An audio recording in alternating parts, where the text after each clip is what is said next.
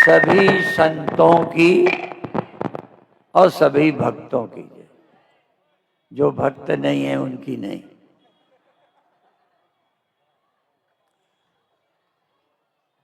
बहुत अच्छी अच्छी बातें सुन चुके, मुझे बताने को कोई रह नहीं गया। एक संगीत का स्वर सुन रहे थे, तब ध्यान में आया, वो गाना गाते हो नहीं गाते, जब बोलते हो किसी से जवाब देते हो तो उसके लिए एक लाइन है, वाणी के स्वर संहार लो बस हो गया भजन। आपका स्वर न बिगड़ने पाए बोलते में, कितनी बड़ी साधना है, कितनी बड़ी सावधानी है, नहीं स्वर बदल जाता है। प्रेम से एक जगह देखा, प्रेम से कोई फोन कर रहा था, उसी घर में मैं ठहरा था, तो मैंने कहा बड़ी गुप्त बात है,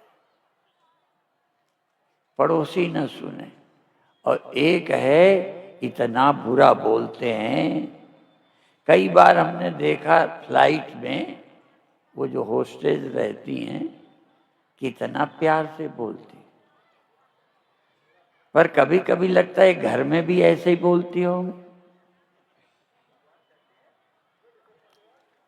ऐसे ही कई अपनी नौकरी में हैं तो अपने बॉस के सामने बहुत नौकरी से हट जाएंगे इसलिए संभल के बोल, पर घर में जब बोलते हैं, इसलिए एक सुझाव गीता में भी है, उसको अनुद्वेग करम वाक्यम, किसी को उद्वेग ना हो और तुम भी उद्विग्न होके ना बोलो, मन शांत रख के बोलो। ये एक उपदेश है, याद रह जाए तो रख लेना, नहीं हमारी बात हमारी, तुम्हारी तुम्हारी, ठीक है। एक बार बार विषय सुख की बात आती है, कभी कभी विषय रहता है, भोगने की सामर्थ्य नहीं रहती, विषय बने सामर्थ्य नहीं है। जैसे गन्ना चूसने को मन करे दांत ना हो, इतना ही नहीं, भोजन 56 प्रकार के, ये उपदेश कभी कभी हम देते हैं। भरथरी जब जाने लगे तो माँ से आशीर्वाद मांगा कि माँ आशीर्वाद दो मेरा जीवन सफल हो। उन्होंने कहा बेटा फूलों की सेज में सोना। दूसरा कहा 56 प्रकार का भोजन करना, और कहा किले में रहना। साधु बनने जाने वाले को माँ ये कह रही। भरथरी सोचने लगे ये माँ मुझे श्राप दे रही कि आशीर्वाद या वरदान या उपदेश। कहा माँ सोने आप कहते हो 56 प्रकार का भोजन करो, साधु को तो जो मिले सो खा ले।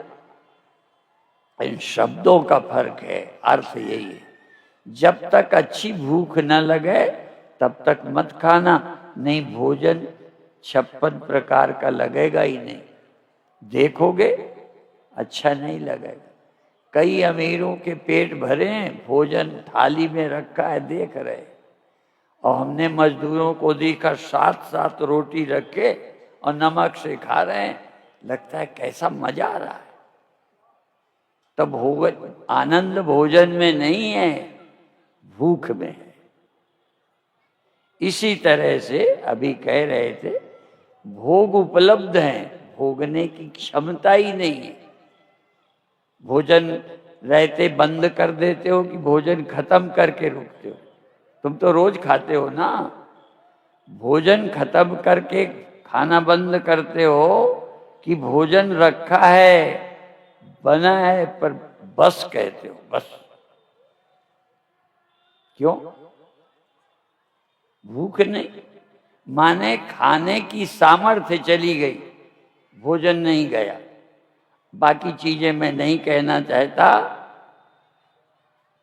स्त्री पुरुष विद्यमान हैं पर सामर्थ्य नहीं, इसलिए टोले इधर उधर सिरहाने, बहुत टटोला मिला नहीं। जब स्टेशन आ गया उतरने का तो उस ठग ने कहा कि मैंने बहुत कोशिश की पर तुम्हारा धन मुझे मिला नहीं। तुमने क्या किया? कह मुझे चोरों की नेचर मालूम है, वो मुझे टटोलेंगे, अपने को थोड़ी टटोलेंगे। मैंने तुम्हारे ही सिर पे रख दिया था सिरहाना।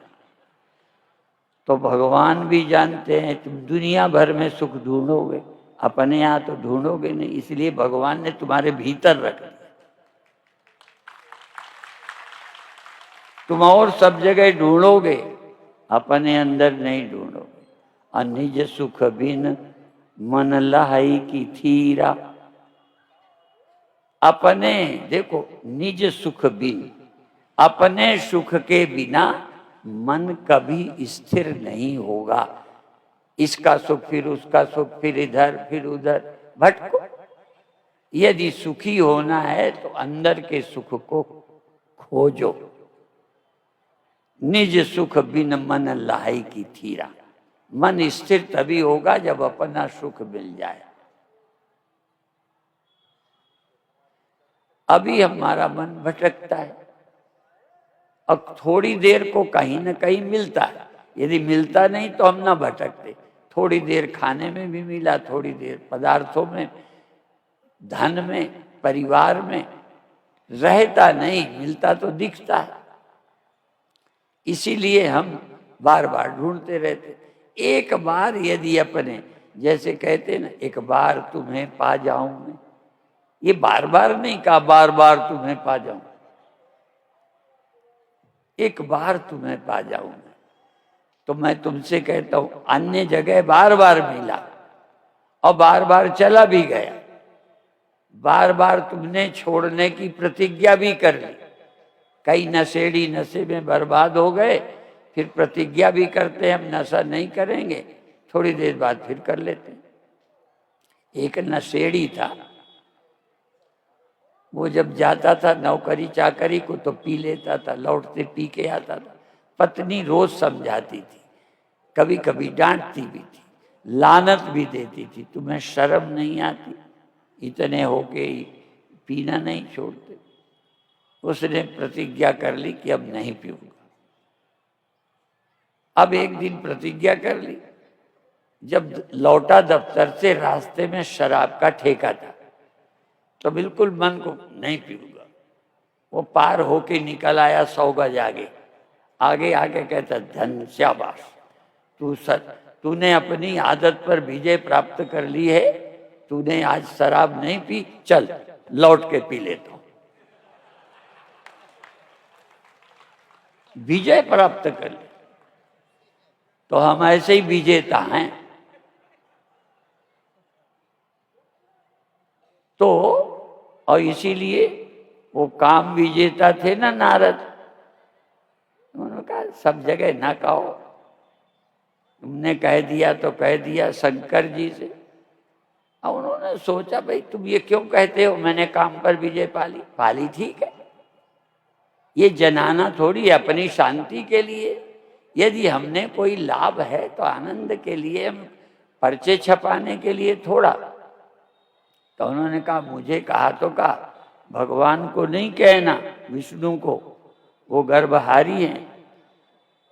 तब भी उनको लगा कि मेरी ख्याति नहीं पसंद है, इसलिए रोकते हैं। तब भी वो कह आया, मैंने काम पर विजय प्राप्त कर। तो फिर वो तो आपको कथा मालूम है। और फिर शंकर जी से वरदान मांगा कि मुझे, अरे विष्णु जी से वरदान मांगा कि मुझे ऐसा रूप दे दो कि वो सुंदरी जो माला लिए मेरे डाल दे। अब वो आगे खड़े हो जाएं, पर भगवान ने, वो तो मालूम है कथा कि अच्छा रूप नहीं दिया, क्योंकि भगवान को सिर्फ अहंकार तोड़ना था, फंसाना नहीं था। तो रूप बंदर का दे दिया। अब वो सुंदरी जब वो गई माला डालने, तो नारद आगे चले जाएं, फिर वो ध्यान न दे तो फिर उन्होंने देखा क्या बात है, तो किसी ने कह दिया तुम बार बार आगे उचकते हो, शक्ल तो देखो। अब जाके पानी में शक्ल देखी तो बंदर की। तो इतना गुस्सा हुए, चले गए विष्णु के पास कि अभी मैं दहियों श्राप की मरियों जाई। लो,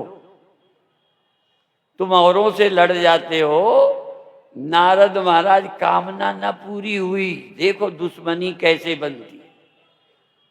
मेरी कामना, मुझे चुनाव लड़ना है, टिकट में बाधा बन जाए, हो गया दुश्मन। मुझे वोट न दे तो हो गया दुश्मन। तो औरों की तो छोड़ो, नारद को विष्णु दुश्मन लगे। तो ये बोले मरियों जाए, मैं जाऊंगा तो क्या करूंगा?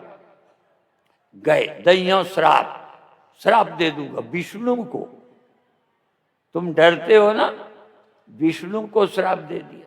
अब पहुंच गए तो देखा वो उनके पास एक तो थी ही पहले, वो भी वहीं बैठी थी, माला जिसने नहीं पहनाया। तो देख के और जल उठे। तब बाद में जब देखा तो हाथ जोड़कर एक बात कही कि मैंने गुस्सा में कह दिया, पर मुझे क्षमा करो, मेरा होश ठिकाने नहीं रहा। आपने मेरी रक्षा की है, सिर्फ बचाने के लिए बंदर की शक्ल दी। आप भी ध्यान रखना, आपका नुकसान जो होता है, बंदर की शक्ल दे करके नुकसान नहीं किया था नारद का, अहंकार भी चूर्ण कर दिया और शादी करा के फंसाया नहीं। मान लो आपका कोई काम नहीं हुआ तो आपको भी तो ऐसे ही लगता है, सब नारद ही तो हो। आपके मन का नहीं होता तो लड़ जाते हो। तो खैर, तब विष्णु से क्षमा मांगी। तब विष्णु ने कहा तुम्हारी गलती नहीं है, ये भी मैंने ही रचा था कि तुम्हारा अभिमान चूर्ण हो जाए और तुम फंसो भी नहीं, इसलिए ये माया मैंने ही रची। आपकी जब इच्छा पूरी ना हो तो गुस्सा आने के बाद सोचना कि आपको भी भगवान ने कुछ दिशा देना चाहा, कल्याण करना चाहे, भला चाहे, पर हमें दिखता नहीं। किसी की कामना पूरी ना हो उस समय कोई हमारा भला कर रहा है, ये नहीं दिखता। तो जब नारद को थोड़ी देर नहीं दिखा तो हम कहाँ। इसलिए आपकी इच्छा पूरी न करने वाले तब दुश्मन नहीं होते।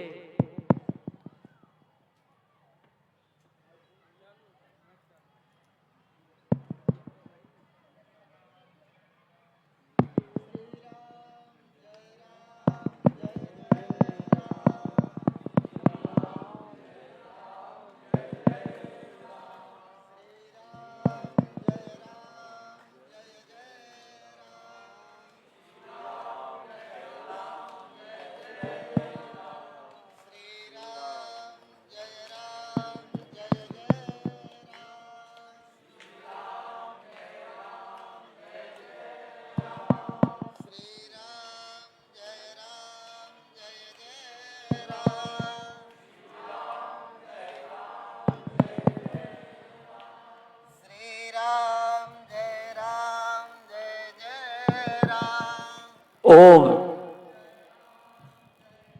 थोड़ा एक विनोद की बात कर ले।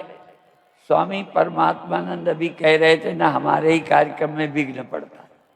अब इनकी छाती ठंडी हो गई, वो मेरे में भी पड़ गया।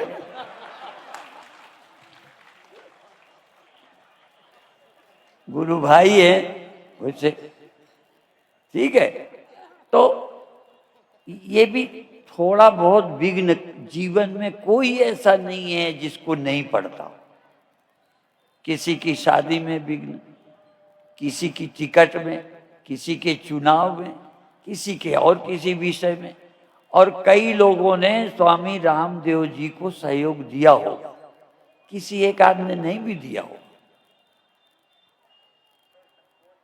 एक जगह गुरुदेव का जाना आना था, कन्हौली के पास एक गांव, एक ने यज्ञ में सहयोग नहीं दिया, वो संयोग से गिरा तो उसका पैर चोट लग गई, टूट गया। वो कहते इसीलिए टूट गया कि इसने नहीं दिया। अब कई बार इसके उल्टा, उसने सहयोग दिया और फिर भी बैल मर गया, और यज्ञ में चंदा दे दो। बहुत सत्संग में जाती हो और जा लो। ये कहने वाले, इसीलिए कहावत है, एक बार पार्वती और शंकर जा रहे थे नादिया, वो तो जानते ही हो, तो नादिया में शंकर भगवान बैठे थे, पार्वती पैदल चल रही थी। तो लोगों ने कहा देखो ये हट्टा कट्टा नादिया पर बैठा है, बिचारी पत्नी पैदल चल रही है, इसे शर्म नहीं आती। शंकर भगवान भी उतर गए, पार्वती को बिठा दिया। तो आगे चले तो बांकी में पहुंचे, कहें देखो आ गया ना कलयुग, पत्नी बैठी है, पति पैदल चल रहा, कलयुग आ गया। तो दोनों बैठ गए। देखो दुनिया है, दुनिया में बाबा नहीं है गुजारा किसी ढंग से। जो बोले तो बहुत बाचाल कहा, यदि बोले तो बाचाल है, बहुत बकवास करता है, और ना बोले तो कहते मौनी हुआ है कब से। दुनिया में बाबा नहीं है गुजारा किसी ढंग से। तो दोनों बैठ गए। तो आगे कहते देखो दो दो बैठे हैं, बैल पर जरा दया ही नहीं आ रहे। तो आगे दोनों उतर गए। तो आगे चल के कहने लगे देखो मूर्ख, सवारी है, दोनों पैदल चल रहे हैं, तो करोगे क्या कि कोई तुम्हें बुरा न कहे। इसलिए आप नेक काम करते रहो।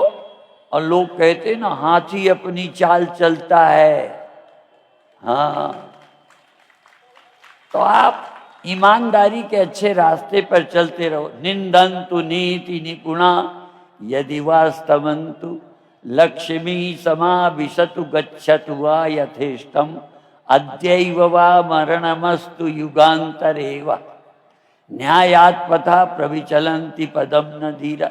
यज्ञ करने वालों को लोग कहते ठग है, न करे तो कहते साधु हो के कुछ करते ही नहीं, इनको तो ये करना चाहिए। और सारे उपदेश गृहस्थी साधु को देता है, साधु गृहस्थी को समझाते हैं। गृहस्थी हमें देखते हैं, स्वामी जी पैसा छूते हैं कि नहीं, क्या करते हैं। असात देखो न्यायात पथा प्रविचलन्ति पदम न धीरा। धीर पुरुष अपने मार्ग को नहीं छोड़ते। धीर पुरुष अच्छे मार्ग में चल रहे हैं। हाँ, तो अभी तक हम ना बात अलग, पर आदमी